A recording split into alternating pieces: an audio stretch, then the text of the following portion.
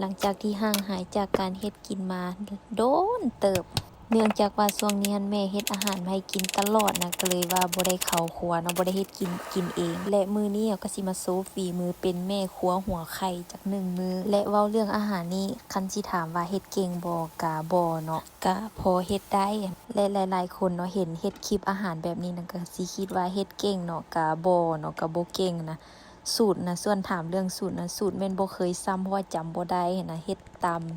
รสชาติเฮ็ดตามตัวเองมักหั้นนะเว้าไปเว้ามาซะยาวเอามาเข้าเรื่องอาหารต่อนี่บัดนี้เฮาก็สิมาเฮ็ดออกต่อเนาะซีนที่เฮามาเฮ็ดออกในมื้อนี้หั่นก็สิแม่นซีนแห้งหั่นน่ะซีนแห้งที่ว่าปิ้งมันแห้งหั่นน่ะเสียดายก็เลยว่าเก็บมาเฮ็ดออกซีนกินซะซั่นเด้นี่หลังจากนั้นเนาะก็สิเอาผักผึกลงไปแล้วก็ถือว่าสำเร็จเป็นที่เรียบร้อยพร้อมเสิร์ฟ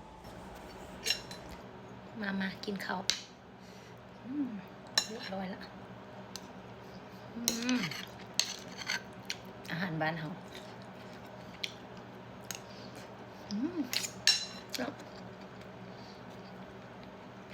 ขัวผัก